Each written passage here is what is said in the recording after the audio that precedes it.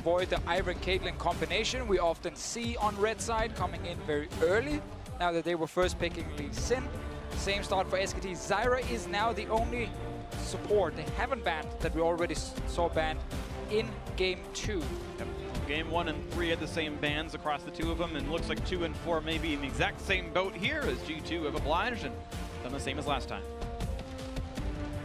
Meanwhile, SKT deciding if they still want to, have the Kog'Maw in there instead of the Twitch, actually. I like this ban a lot. We just said Zyra is not something Mithy has shown us here in playoffs, so you don't have to ban it. And this ban here actually allows Bang now to play Twitch.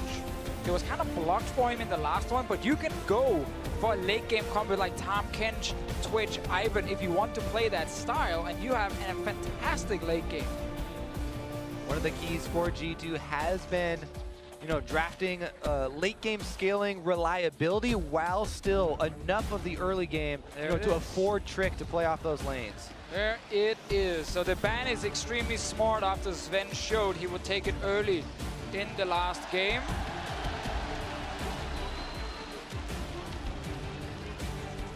Letter G brought to you here in Game 2. Coming back towards Olaf and actually going to lock it in over the Graves and the Ivern opportunities. He's going to mirror the same matchup as last time. Definitely see if he wants to make any earlier moves here then with the Olaf, as opposed to the Graves where he's just trying to force the enemy into his side of the jungle for farming and get Lee Sin to sort of inaction. Yeah, now you're in a bit of a tricky spot for G2 because if you pick Tahm Kench, oh, okay, Thresh Kalista, baby! This is an aggressive bottom lane. You showed the early Twitch pick, and they're going at you. And I've heard so many AD carries and even support players talk about, oh yeah, they lock in the Twitch. Instantly give me the Thresh plus the Kalista. Yet G2 actually do it. Sven and Mithy, one of the most confident bottom lanes with that combination. An incredible amount of playmaking. Sadly for them, Tahm Kench was left open, and Tahm Kench is very good against Thresh because you can just deny the kill potential when Thresh goes for that hook.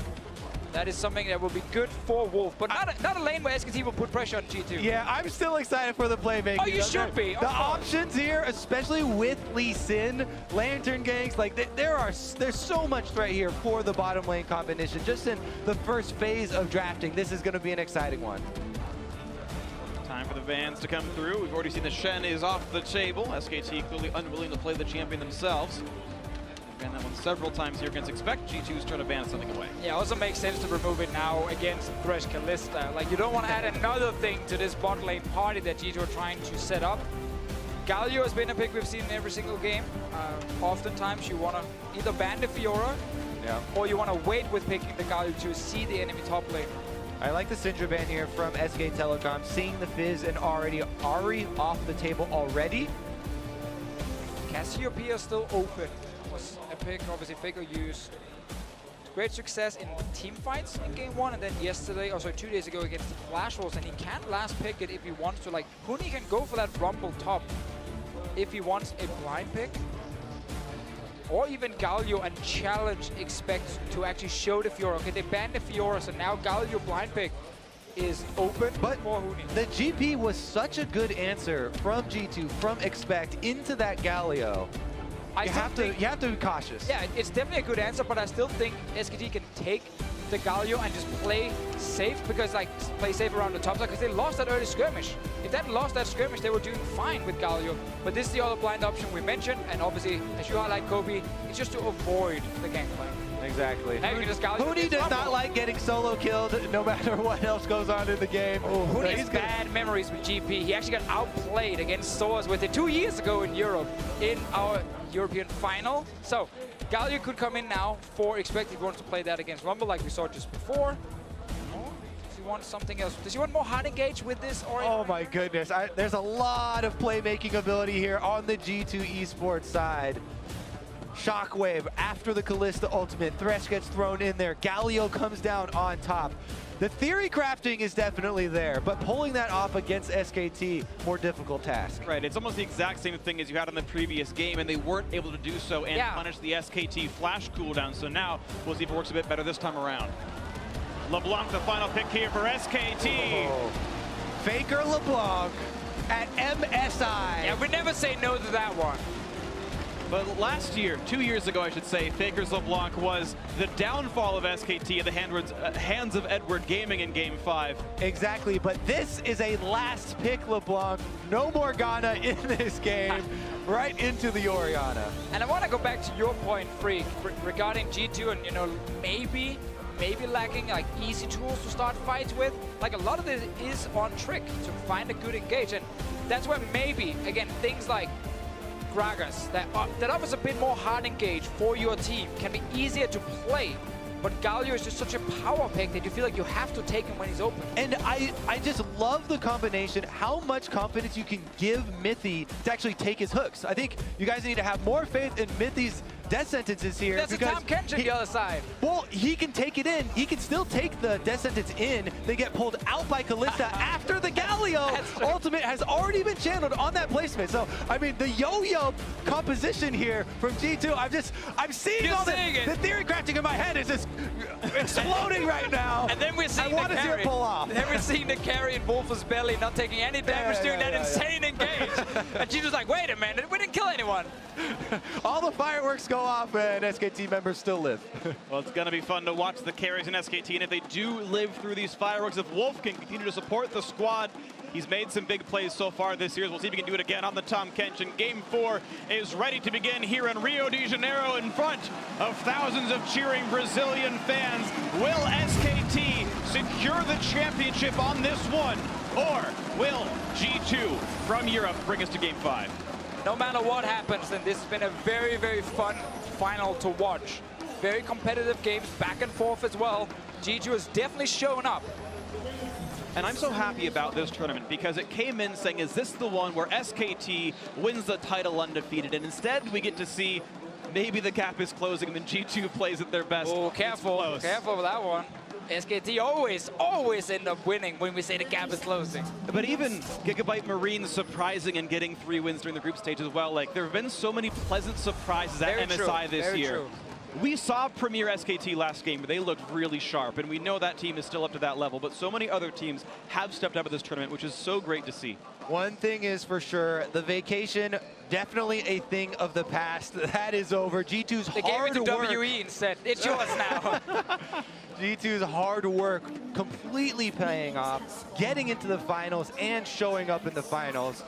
Very tall task, but they have accomplished quite a bit here. Let's see if they can make this game exciting and push it to another one, or will SKT, this iteration of SKT, be able to claim the trophy here? Huni, Peanut, finally being able to raise the trophy. They joined this team to win international competitions, to come first place.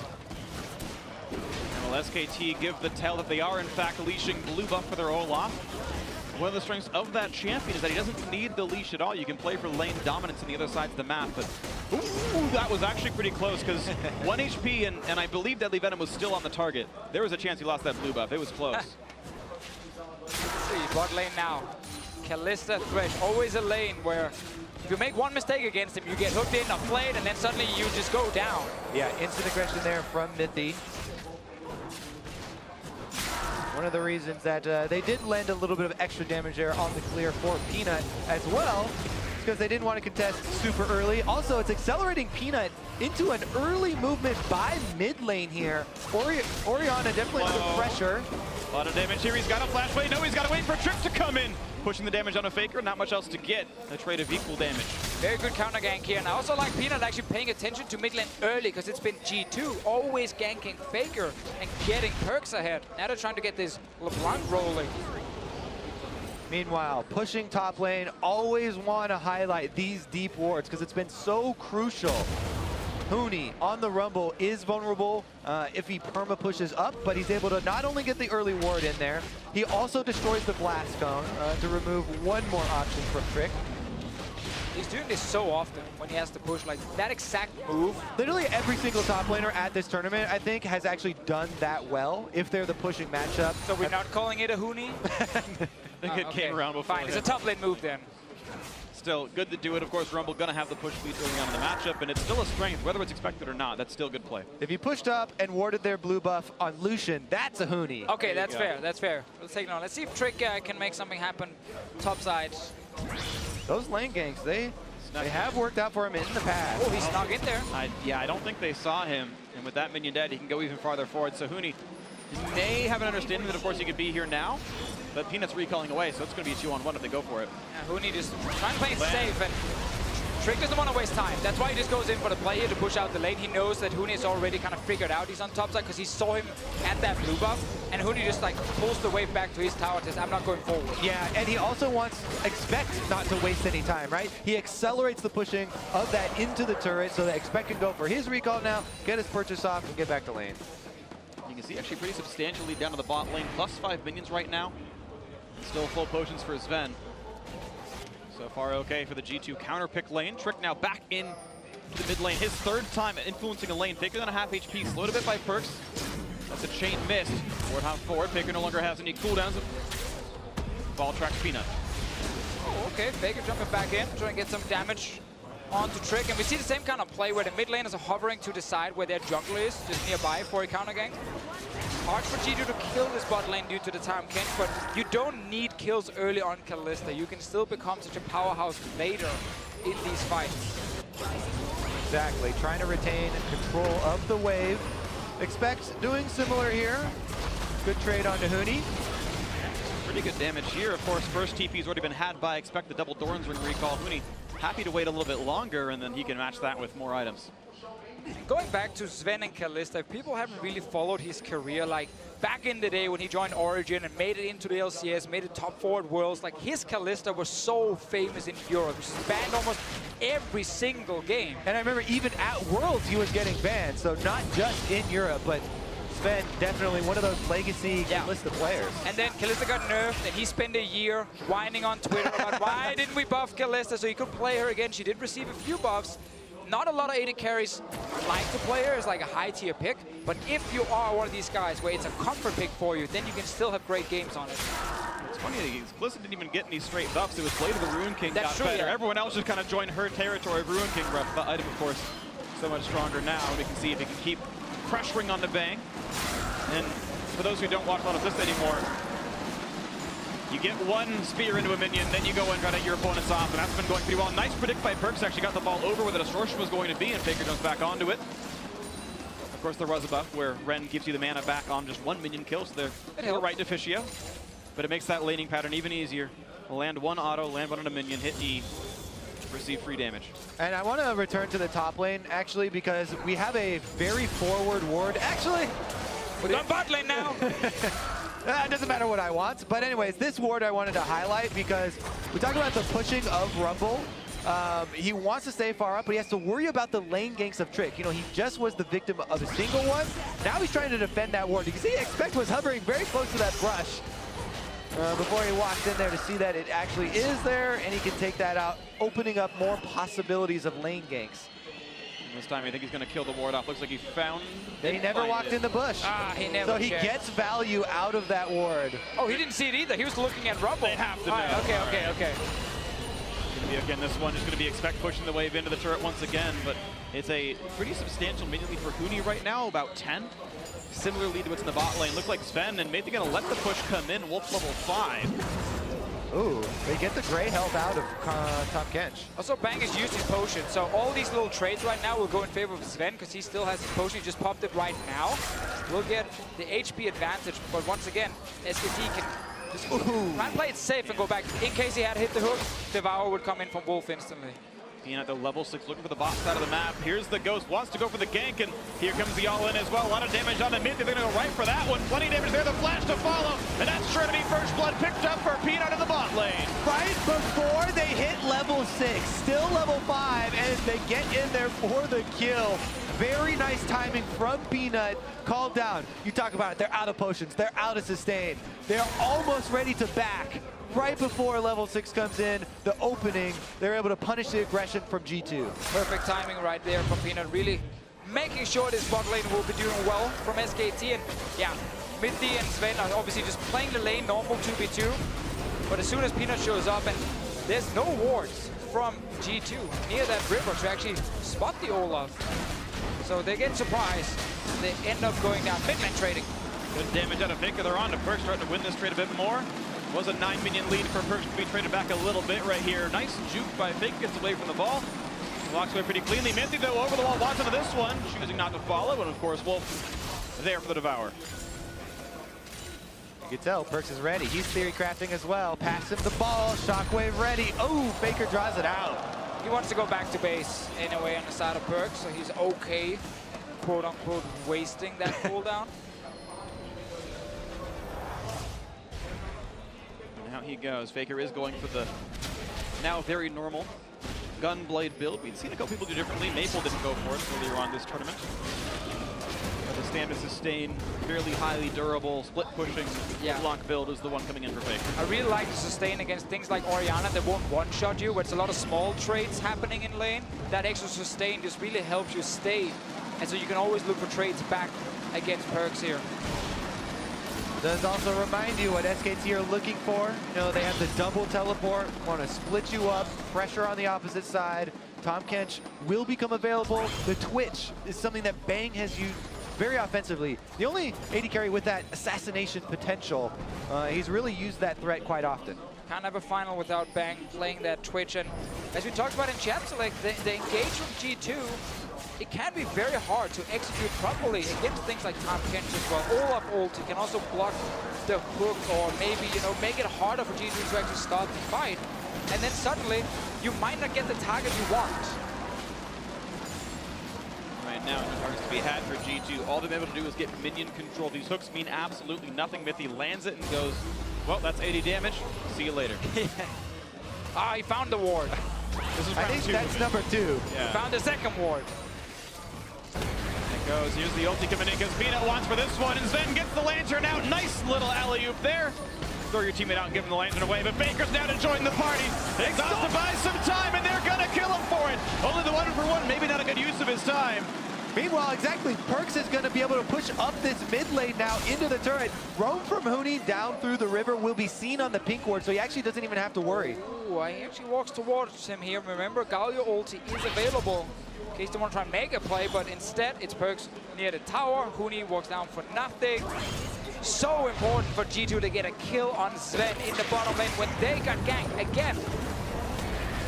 Exactly, take another look at here. The ultimate is available, so they're able to do the alley-oop escape from the Kalista Thresh that's so annoying for people to deal with, and Sven almost able to survive there, but Faker got up his last Q, even under exhaust, gets the kill. Great exhaust though, very instantly, but also the thing about LeBlanc now, after all these changes, like your instant burst is not that insane. Like you need that passing ring to kind of give you just like wait 1 second and then have it ready and then proc it. So when you jump in like that, you don't actually one-shot people like you used to do back in the day. Mithy's getting caught. They know that there's no Kalista ultimate backup yet either. No way out. Attacks a ward in futility, and down he goes. 3-1 SKT. Yeah, it's a huge problem for G2. They have no vision on this bottom side at all. So when Mithy walks in to try and clear a ward, like he sees nothing in the river. He doesn't even see anything in his own jungle. So Peanut can just walk in behind him, and there's no Kalista ulti to get him out, and then you just go down again. So SKT have successfully camped this bottom side, and Perks are not able to help the vision. Trick, kind of the same. Another trade in for Faker, good damage there on a Perks, down below half HP, and feels like there's a sense of looming dread of impending doom as early game SKT leads have turned into victories every time so far this series. Huni defending ward number 3 in that forward-facing control ward bush. The anti-trick ward. I mean, you would think at this point the Trick tries to come from the river. Yeah, exactly. If he wants to go for the gank, knowing that ward is always there. Nice attempt on the hook, but Faker instead gets the chain damage. Good little trade, and a Mithy down a half HP. Here comes Wolf on the backside kick. Oh! In the wow, into the turret from Trick now, and Perk's going to join the fray as well. Nice shockwave to buy some time, and Wolf does go a bit too far. Gets turned into Gumbo. A nice kill picked up there for Perks, turning the kills back to only 1,000 gold difference. Nice counter engage there from G2, ready to turn it around on SKT. Getting a kill back for themselves. See around mid lane. Bang is sneaking his way in there. Perks is fairly low on HP, but Flash and Barrier available. Bang's not going to find anything in the mid lane. There it is, though, the threat from the assassination of this Blade of the Ruin King, completed Twitch, moving in. Ooh, nicely done. Peanut gets the steal away. And it's a forced retreat out of Trick. Great red steal. Ooh, that's even a better hook, though, and bang, has to flash out of this one. Trick did not have a kick available, no way to get him. So many small things right now, like, you know, small trades where you maybe force a flash or steal away a red buff. The game is not, you know, blown wide open just yet. So all these small things can be super important for the following minutes. Like right now, if you're G2, you can maybe make a play against Bang. He has no flash, and boom, no flash either. Needs the lantern, gets it locking away. Nice hook on Olaf to buy a bit of time there. Plenty of damage up for this one. Telecom now. And here comes the TPs in. Expect might join the fray as well. Good damage on a Bang. He is now flashless. Can Trick get the kill? The That's top the play. some time. Expect makes it happen. 1 for 0 so far. Wolf 2 hits from dead. Nothing yet picked up though. SKT on the retreat. Cooney does not have an ultimate for this one. Expect running out of health. The chain is going to be there. Plenty of damage out of Faker potentially. Flame going to buy some time. Expect just barely sneaking away. The shield's there for Trick. He's going to stay alive. The flash to guarantee it lands in time. So just the 1 for 0, and SKT still in control of the map. Exactly, and they can push in on this turret. 1 minion down. Perks actually. Barriers in, flashing some of the skill shots. Great dodge and the shockwave. Do they have the damage to kill out Perks? Not just yet. Peanut slow, but it's Cooney who has aggro. The jump back in doesn't quite have the damage. Perks stays alive. And just barely the tower dive is thwarted.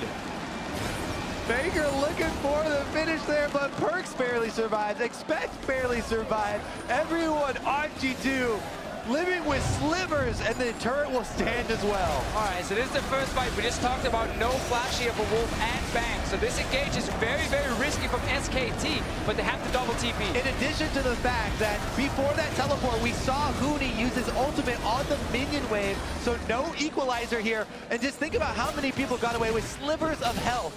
The long range on equalizer definitely would have been able to kill at least one of them. Right here, Expect wants to make sure Perks can walk away before Expect takes the lantern. That's a double kill right there. Oh, stays alive. And now Faker coming in.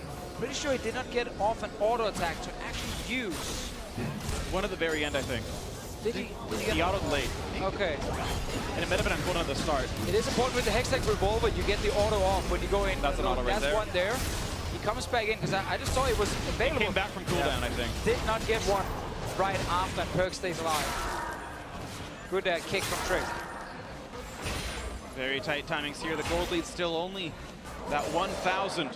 The previous game was competitive for a while. This one incredibly close as well. SKT still holding the lead, but certainly within arm's reach.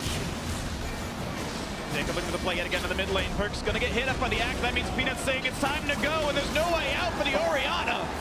Under the turret they go. SKT pick up their 4th kill. It is so hard to play mid lane without flash against things like Olaf and LeBlanc. It's so easy then to get onto you and just keep you slowed. And I have to say, you know, it's always SKT looking for those capitalizations after the fight. Almost all summoners on both sides were burned in that last bottom lane fight, and immediately Peanut is looking for a big punish on a flashless Orianna in the mid lane. He's got the advantage for the gank setup with the LeBlanc, and they are able to finalize that kill. We've seen multiple times this series G2 use ultis to try and kill the waves as soon as they get to the tower. Like when they're big waves, they don't want to risk SKT getting early objectives and open up the map. So they're fine using these ultis just to kill the minions and stop any tower push from happening. It does mean, however, they're going to be weaker for fights. And obviously the following minute, Trick. Steal gonna go over to Peanut though. Trick smites a bit early and Peanut makes it happen. Very important that Peanut is actually staying on that side of the dragon, so he blocks the Q from Trick. Makes it a little bit harder for him to get enough damage down to combine with the smite. Yeah, exactly, especially since with the Reckless Link on Olaf, you can get extra true damage in there to add to your smite. Timed it well. Trick hoped that an early smite would land in between. Didn't happen there. 1,500 gold lead plus the Mountain Drake is SKT's lead right now. Baker back to the mid lane. Completed Gunblade plus Sork Shoes. He is threatening. Perks very heavily MR stacked with the Negatron Cloak plus Merc Treads. And while G2 are down in gold, the lane that's behind the most in farm is the top lane, and that's okay. That's just your tank. The fact that it's Kalista and Orianna getting the CS advantages is really huge for G2 and the following team fights. If you really want to get your 2 items by here. Oh man, the pressure is still there. SKT able to utilize Faker's actual lane lead. Yeah, screw that CS. Doesn't matter. Faker can just keep getting some kills near mid. And this will transition to a scary, scary SKT. The extra teleport coming up soon. Faker actually fighting off Trick. Trick, I don't think realized he didn't have his kick up just yet, or was hoping to bait a flash or something, but it hasn't come up from cooldown just yet, so he didn't get much out of that one. Faker again jukes right, gets away from Mithy. They got going option number 1 there. Looked like he thought the cooldown was already up. Yeah. Not quite so. He was so clean until he pressed R and nothing happened. SKT starting to really put the pressure in. Peanut once again inside that opposing jungle. Faker and Wolf coming around as well, maybe bot lane in their sights. We can always see when you win that mid lane, like when you kill the enemy mid lane and force them back to base, it just opens up the map so much for you. You can now go bot lane, you can go top lane. Perkz is getting ganked by so many different people right now, and he still doesn't have flash. It's been down since that fight in the bot lane. He's died twice now. Yeah, both teams have been very well aware how pivotal mid lane is in this matchup. Once again, returning here is G2. All members available. Teleports off of cooldown now. Well, that is actually first turret gold to G2. The pressure back on the mid lane is going to outrace Faker, who will answer the turret itself and retain the gold lead of SKT, but G2's actually still had some pretty good macro plays in the mid game. Setting these things up as Faker takes away the wave, will take away this, and Perkz forced to run away from Bang. See what else they can do. Top lane right now, damage on turret is non-existent. Same for the bottom lane. Again, let's talk about the strategy here with SKT, with their double teleports. Pulling G2 apart is the name of the game. They have Tahm Kench and Twitch, these unaccounted for threats that can come from the mid lane. Every time they shove up that minion wave, you have to worry, where are SKT striking next? Yeah, it has to be Expect sitting in the Faker lane, because he can sit there with magic resistance and just wave clear. And then you use Kalista Thresh in the opposite side lane to fight against that second teleport from SKT. Faker right now is obviously trying to trade against the Galio, but he's not dealing enough damage, and this is now a time for G2 to try and make a play at the top side, but you can see SKT already reacting. Wolf and Bang, they're up here. They're reading the play. Well played SKT, able to play the defense quite nicely. No one's in the mid lane right now. They're going for the dive on this side as well. Sven running out of health pretty hard. Even just damage is enough maybe to push him off the turret and go for some structure damage here. Minion wave advantage in the mid lane to G2 as Perkz was able to push up, but top lane, damage onto the turret now for SKT. Nice play, good damage on a Bang. Hook is there, but look at Wolf just keeping him safe, and you know it's going to happen every time. Most annoying feeling in the world when you play Thresh. Tahm Kench ruining your day. Now there's no Devour. Oh, Trick didn't hit it. Peanut's around. Of course, he can be saved by Sven. They got to go for Trick instead. A lot of damage on the Lee Sin. Still looking for a bit more. Is Peanut. Q's going to land. They're going to go for the play. Shots right back up. But Trick kicks back in. Bang. And this time there's no way back out for him. But the chase is on, and Peanut's going to kill one. Bang actually able to kill him with the poison damage instead. The chase in for Faker. Just going to jump back out. 1-0 SKT. And there's more coming. They fell into SKT traps, and now the trap is closing. In between the turrets, they're going for more. Sven is dead already in the list. Not much else to do. Here comes Smith. He's got the shield, but it's not going to be living him for much longer. The chase is on, and it's going to be a kill in for the Olaf. It's Peanut taking him down. SKT, as well. Step number 1, pull G2 apart. Perkz was still stuck in the mid lane. The Orianna, no way of joining this possible fight. Teleport comes through. Faker's there. Bang and Wolf. Now they're turning on the Baron. Here we go on a Baron. It is 5,000 health, and there's really no chance of a steal. Expect's going to hope and pray, but looks like they're not going to be in for this one. Game swinging more towards SKT as they take this one in. Not going to land the chain on a Perkz, but maybe they get some damage onto Expect. Shockwave is an air ball, but SKT choose to defend and back up for now with their new Baron buff. And it all starts with SKT just reading the map so well. They know, okay, G2's way to kind of play this mid game is the Kalista Thresh lane in a side lane pushing in. So they swap Bang and Wolf up into that lane, and they have the double TP in mid and bot lane, so they both can react and just join in case a fight breaks out. But this is still okay for both teams. Then you go in, and this is the problem. Yes, you get in the fight, but Wolf would just deny the damage on Tahm Kench. 10 out of 10 there. Another great devour from Wolf. Here comes Huni on the rumble, and the ultimate now from Wolf to cut off the escape. Nowhere for Mithy or Sven to go, except back to base. Nothing to do. Just alone. That's one of the worst feelings in League of Legends. You're like, all right, guys, I'm under my turret. I can't possibly be more well defended, but I am guaranteed to die for this one. You can see the damage output. Bang, set up for this Twitch game. And though the laning phase was difficult, he was forced under turret to farm and fight for scraps. highest damage in that fight. 2, 1, and 4, certainly off the ground here. And SKT certainly have all the tools they need to claim their second straight MSI championship. Looking very good for them right now. Faker is fed, Bang's been getting kills. Olaf has gotten a few as well. Mooney, I guess he's part of the team. He's got an assist. He's done something. He played lane pressure. The turret of his lane has died now. He definitely pushed the waves, which is an important part of League of Legends. Got the most farm in the game, all right? He's done the most wave pushing. Very true. Yep. Uni definitely a crucial part of the team and getting SKT into this position where they are very close to raising that trophy. Baron buff aiding the siege here as they get in towards the inhibitor turret on bottom side with Faker still taking trades, getting damage, and then using that gunblade to heal right back up off the minion wave. He's not afraid to keep pushing here. Wolf takes some damage, but that was a big ulti from Perks. Yeah, he was looking for Bang on the edge of the shockwave there. Big ulti. It sounds impressive. Yeah. Bam, you got Wolf. There you go. Now the pressure continues. Baron buff on for 1 more minute. Into the mid lane they go, nearly taken down. Perks forcing his barrier denied. Out. Slightly denied. Either way, into the mid lane. Bang gets aggro again. He forgets about his passive, but that's still going to go down, and Faker going to stay alive as he tries to chunk out Trick. Turrets falling across the map. Hooney still pushing the top side. Baron still up for 40 seconds as well. Sven, the next target in the sights of SKT. Is they're going to retreat out of this one. No CC really dealt by Expect. Flash going to find a Wolf for the first target, but the tank is not an easy one to kill. Once again, stealth up. Bang has the attack speed for more damage. Of an equalizer across the back. It is kind of a miss, though. Doesn't get much. Only pops the Hexbreaker of Trick. As he gets away with this one. More damage out of Expect, and G2 not able to find a chase. Oh, yeah. Even with the lead, you know, SKT a little bit rough there on the disengage.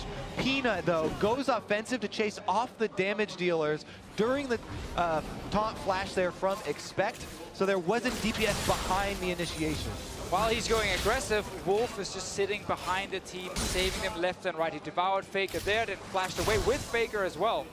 And it's just, it's so impressive when you watch like a Telecom player, not because of his mechanics, like you click W on a target, that's pretty simple, but more the positioning, knowing where you need to be on the map when a play's about to happen, because if you show up too late, well then the carry's already dead. Exactly, and so often one of the big mistakes you'll see with Telecom players is devouring early.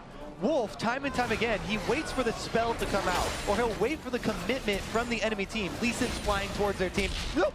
Then he goes for the devour. He doesn't do it early. Now he gets kicked in, though. They have to go for Wolf. The shockwave is there. All the cooldowns burn for the tank, and it means nothing. The re-engage is here in SKT.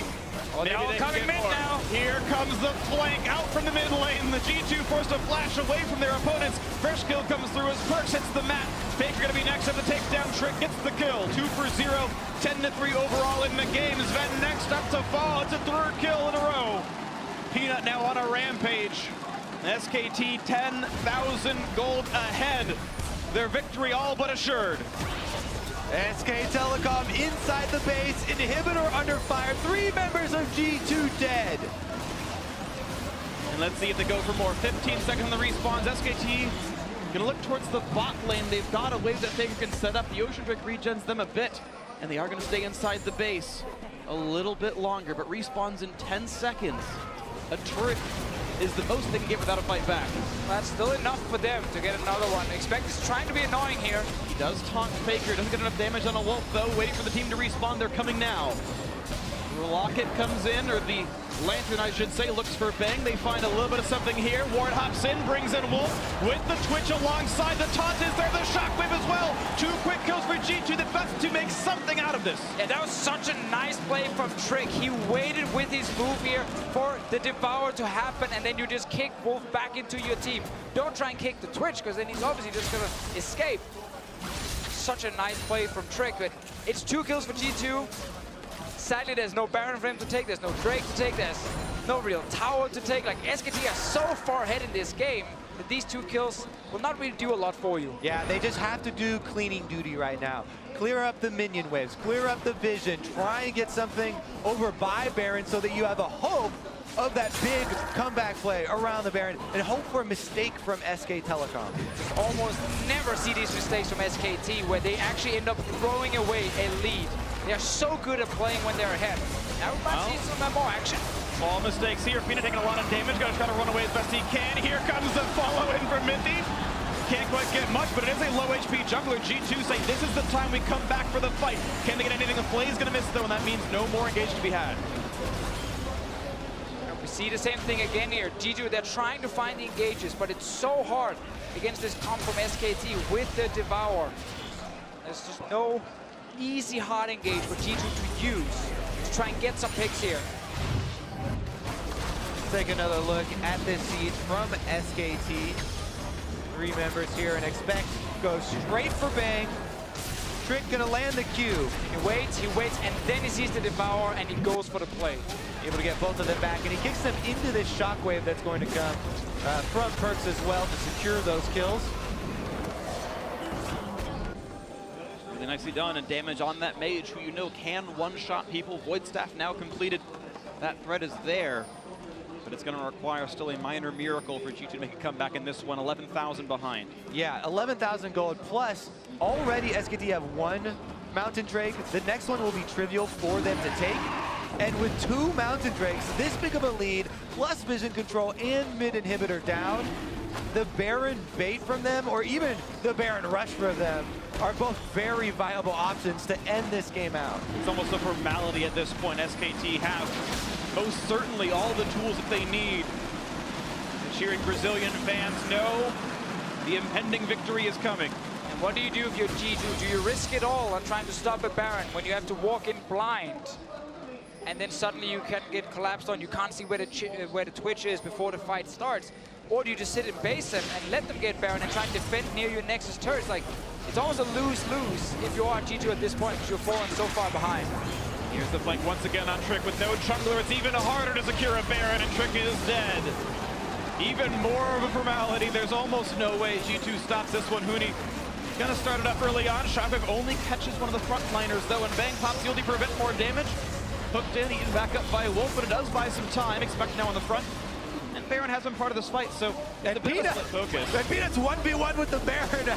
Goes down to half health. Eventually he gets a friend, but Wolf on the outside. G2 actually find a bit of an opening. They're pulling in the team. They're going to go for this fight against Bang and Wolf. Exhaust is on and expect part of the fray. And SKT actually splitting their focus too much. 2 kills will go through to G2, but Huni going to rejoin the fight first. The flame spin is there. Zoda's buys some time. Fake for the back line. Going to take down Perks. Then next up to kill, and Peanut takes him down as well. It looks like it's not enough for G2 to get with this one.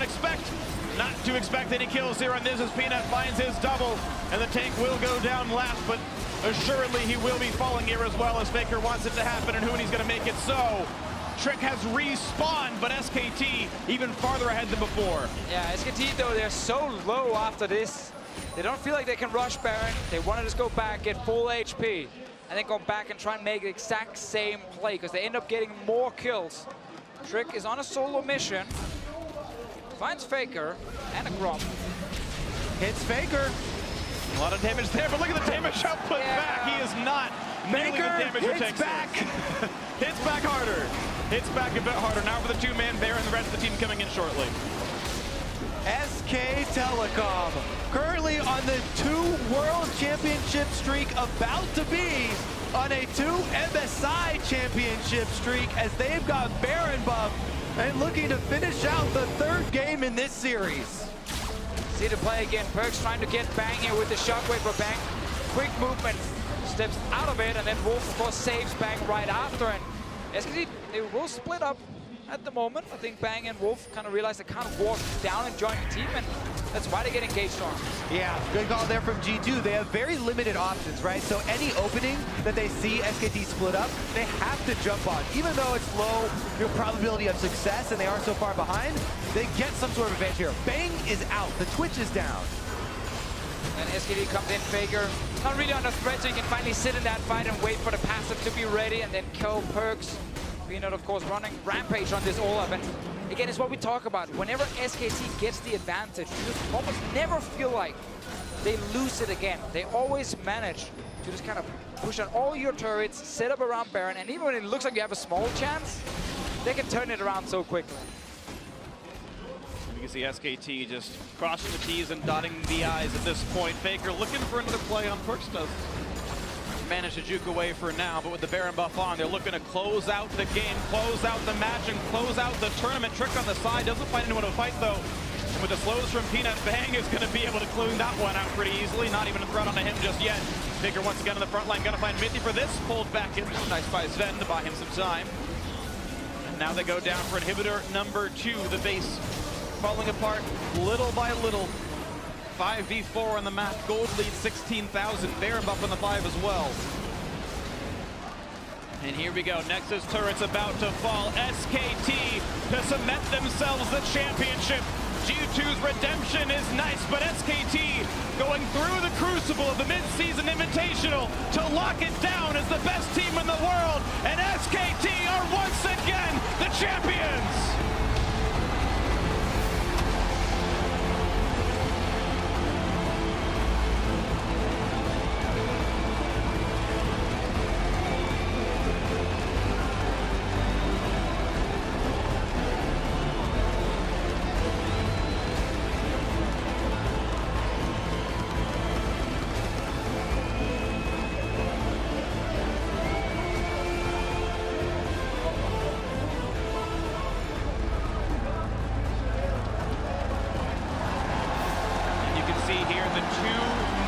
Of SKT.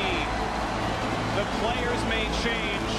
The pedigree stays the same. If you join SKT, you are very likely to become a world champion and called the best in your role. I mean, it's just the amazing thing about SKT. The organization have built the structure around these players so they can do this again and again. And what a feeling this must be for Huni, who several years ago wanted to join SKT. They told him maybe you could be in the practice squad, but didn't make the full roster. Came to Europe, played on Fnatic, came to North America, played on Immortals. Finally got the call saying, Huni, we want you. Comes and joins the team, and in his first international tournament, takes the trophy. He had to travel the world, but now gets to stand side by side with Faker and Coma to raise that MSI trophy. That duo, Faker and Coma, been with SKT ever since they won the Season 3 World Championships and started. They've honestly been SKT. They've been SKT, so you can keep swapping members out left and right. Rapid's now there with the team as well, the assistant coach. And they just keep on winning. It's so impressive. They can be so consistent. This makes their, I believe, 5th or 6th, depending on your definition. Right, international tournament win for SKT. Temos também o atirador carregador da Red Canids, BRTT. E o bicampeão do mundo de futebol, Ronaldo. Let's send over the dash to the analysts. Thank you very much. Free SK Telecom, your 2017 mid-season invitational champions. As you can see here, world superstar, football superstar, 2-time World Cup champion Ronaldo making his way onto the stage, along with another very famous face, BRTT, in the League of Legends community, to present SK Telecom with their winners' medals. One legendary 2-time World Cup champion here to award to a couple 2-time world champions of League of Legends. And let's remember, SK Telecom has just completed the most dominant 2-year run in the history of League of Legends as an esport. And it's something that I don't think will ever be equaled. We're still very young in League of Legends as a sport, as an esport. However long the game goes, this sort of dominance that looked impossible at the start of the scene, we're a part of history, just watching on as SKT continue to make it. I love what I saw when they went for the MSI trophy as well. Huni getting selected first, making sure Peanut could get to lift that trophy as well, bringing the whole team into this experience. Yeah, we have to remember, as was said at the beginning of the day, Papa Smithy, that this organization is a dynasty with members that have, come and left and come and left, and yet the dominance has always been there for those 2 members. Their first international win in a Riot tournament. Huni and Peanut should be proud. They were chasing something, honestly, every player is. when they move along. But when you move to SKT, it's the big goal that you're chasing. And for Huni, it's a culmination, as Freak put, of a very long and winding path to get to SK Telecom. And for Peanut, he was the one who was supposed to take down SKT. He went the other route. Feeling pretty damn good about his decision now. And we can't forget the guy behind it all, right? Coma there on your screen getting his medal as well. I mean, this man is a great mind within League of Legends esports. And that's really what it takes, because not only within League of Legends, but really across all sport, it's rare to see this kind of dominance. This level of domination internationally for this many years. And Faker, the man himself, the greatest player of all time. Receiving the medal from one of the greatest footballers of all time. A transformative footballer in his own right. Ronaldo was a superstar and then some. Speaking of superstars. Very true. I mean, you've got Faker on your team. The fact that you can make a name for yourself, the likes that Peanut has, I mean, it's incredible. Wolf as well, outspoken in his own individual abilities, shows up time and time again, has matured fantastically as a player here. Can we step back for a moment? 7 years into the esport, we have Ronaldo passing a gold medal to Faker.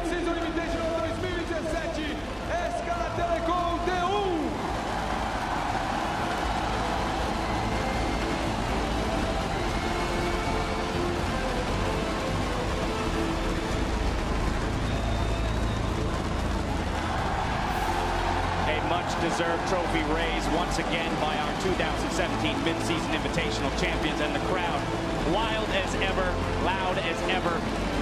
Very pleased with the showing from both teams today. We have to remember that SK Telecom was challenged today. This did not come easily for them, and yet they fought through and achieved victory. And even though SKT often makes it look easy, it's never easy. Everyone wants this just as much as SKT does, but time and time again, SKT showed they are the best. And this just raises the question, how far does this team and this organization go? I mean, Papa Smith, you said perhaps a run that will never be matched again, but let's remember that this run's not over, right? They've just hit one milestone, and now it's about, can they push forward? They'll be defending champions if they are to make it to the 2017 World Championships later this year. It's the sort of run that should never happen, Dash. The game changes every meta. The meta has evolved, and SK Telecom have rolled with the meta, and that's why the domination is unprecedented. And to me, to answer that question, you have to ask another. When does Faker and Coma retire? When do they, stop? Because it has to feel like these guys are so good and are so dominant that they may not stop winning until they choose to step down. I mean, you forget how young Faker is as a player, right? Because he's been at that level of dominance for so long, as you mentioned, Jet.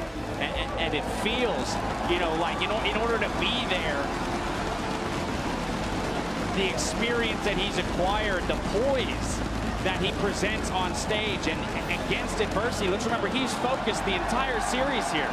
That guy rises above all, does what is need to be done to support his team in their quest for the championship, and hey, that's why he's on that stage every single time at the end of the tournament. And that poise had to be learned.